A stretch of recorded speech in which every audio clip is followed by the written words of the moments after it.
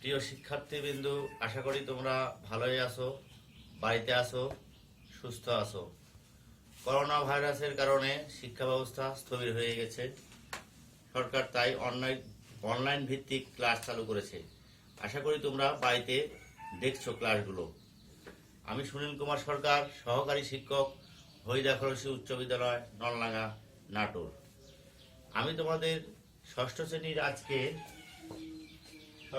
রাষ্ট্র কি, রাষ্ট্রের উপাদান কয়টি, কি কি, এই বিষয়ে আলোচনা করব।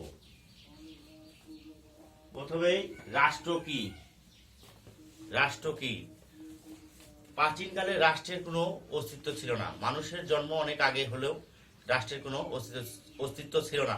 5 থেকে 6,000 বছর, অনুমান করা হয় 5 থেকে 6,000 বছর পূর্বে নদী এবং সমুদ্রের তীরবর্তী নগর রাষ্ট্র গড়ে ওঠে। এই নগর রাষ্ট্র থেকেই ধীরে ধীরে আধুনিক রাষ্ট্রের উৎপত্তি লাভ করে। পৃথিবীতে প্রায় 200টির অধিক দেশ আছে। তবে জাতিসংঘের সদস্যপদ লাভ করেছে 196টি দেশ। পৃথিবীতে জনসংখ্যা প্রায় 700 কোটি। 700 কোটি জনসংখ্যা সবাই আমরা কেউ না কেউ কোনো দেশের নাগরিক, যেমন আমরা বাংলাদেশের নাগরিক। এভাবে 700 কোটি জনসংখ্যায় কেউ না কেউ কোনো দেশের নাগরিক। এবার দেখো, লক্ষ্য করো, প্রথমে আমি রাষ্ট্র কি এটা নিয়ে আলোচনা করব।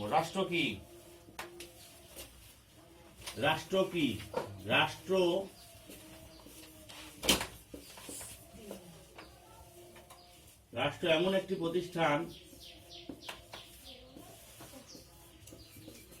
এমন একটি সংগঠন যার নির্দিষ্ট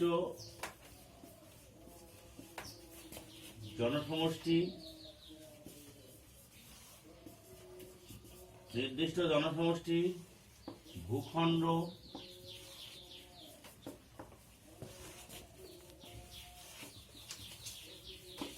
সরকার ও সার্বভৌমত্ব আছে।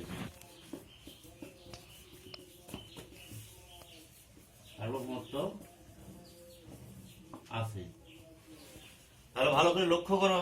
দেখো, রাষ্ট্র কি। রাষ্ট্র এমন একটি সংগঠন যার নির্দিষ্ট জনসমষ্টি, ভূখণ্ড, সরকার এবং সার্বভৌমত্ব আছে। আমরা তাহলে রাষ্ট্রের সংজ্ঞাটা কি ক্লিয়ার হলাম, রাষ্ট্র কি সেই সংজ্ঞাটা ক্লিয়ার হলাম। এখন আমরা লক্ষ্য করো, এখন দেখবো যে রাষ্ট্রের উপাদান কয়টি। রাষ্ট্রের উপাদান 4টি।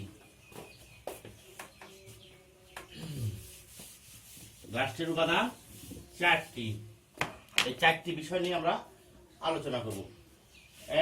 এক নম্বর, নির্দিষ্ট ভূখণ্ড। রাষ্ট্রের উপাদান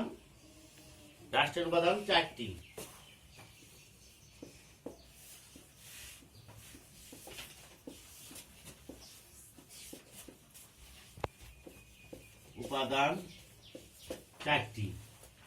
চারটি উপাদান নিয়ে রাষ্ট্র গঠিত হয়। প্রথমটি হচ্ছে নির্দিষ্ট ভূখণ্ড।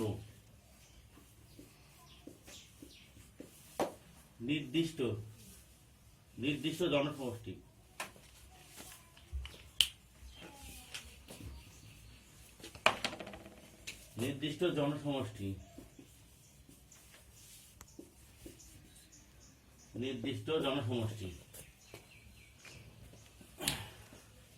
একটি রাষ্ট্রের অন্যতম উপাদান হলো জনসমষ্টি।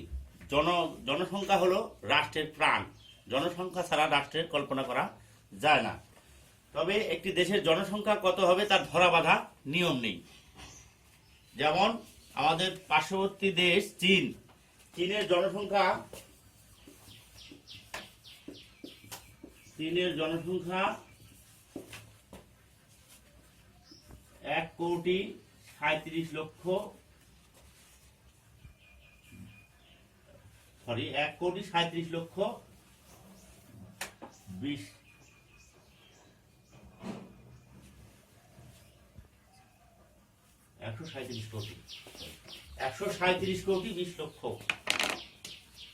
137 কোটি 20 লক্ষ।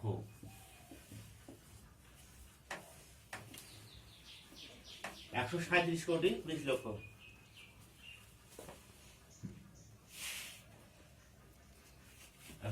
কোটি 20 লক্ষ।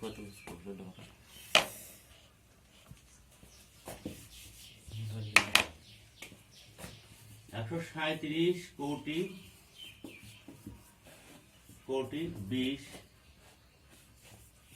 20 লক্ষ। পক্ষান্তরে বাংলাদেশের জনসংখ্যা প্রায় 18 কোটি। তাহলে একটি দেশের জনসংখ্যার কোনো ধরাবাঁধা নিয়ম নেই। স্বাধীন রাষ্ট্রে যে জনসংখ্যা থাকবে, নির্দিষ্ট পরিমাণ যে জনসংখ্যা, সেটা নিয়ে একটা রাষ্ট্র গঠন হতে পারে। 2 নম্বর ভূখণ্ড।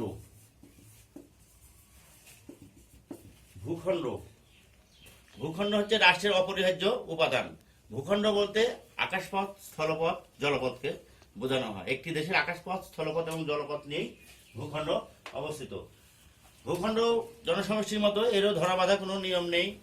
যেমন আমাদের দেশের আয়তন 1,47,570 বর্গ কিলোমিটার, অপরদিকে ভ্যাটিকান সিটি একটি ছোট্ট দেশ, তার আয়তন মাত্র 0.18 কিলোমিটার। তাহলে দুইটাই কিন্তু দেশ, আমরাও একটা দেশ, ভ্যাটিকান সিটিও একটি দেশ, কিন্তু আমাদের দেশের আয়তন 1,47,000, অন্যদিকে ভ্যাটিকান সিটির আয়তন মাত্র 0.8 কিলোমিটার। এবার আমরা জানলাম নির্দিষ্ট জনসমষ্টি এবং ভূখণ্ড। সরকার।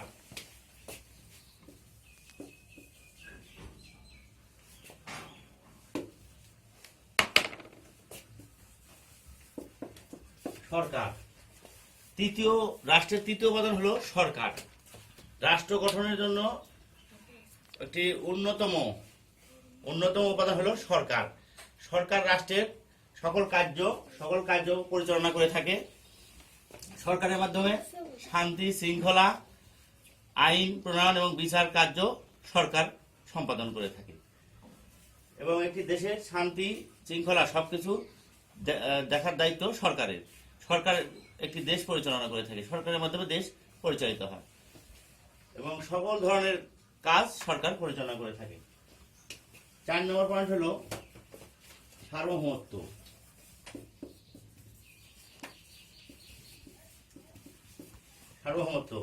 রাষ্ট্রের সর্বশেষ এবং চূড়ান্ত ক্ষমতার অধিকারী হচ্ছে এই সার্বভৌমত্ব।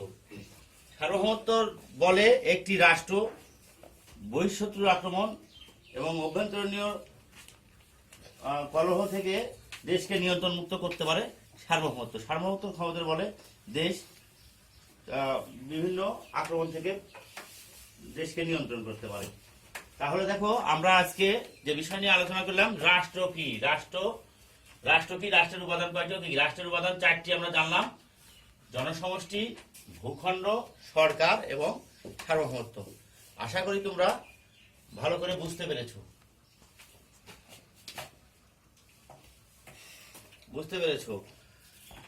আজ তাহলে এ পর্যন্তই। আগামী ক্লাসে অন্য কোনো বিষয় নিয়ে আলোচনা করব। তোমরা সুস্থ থেকো, বাড়িতে থেকো, বাইরে গেলে মাস্ক ব্যবহার করবে এবং ঘন ঘন সাবান দিয়ে হাত পরিষ্কার করবে। ধন্যবাদ।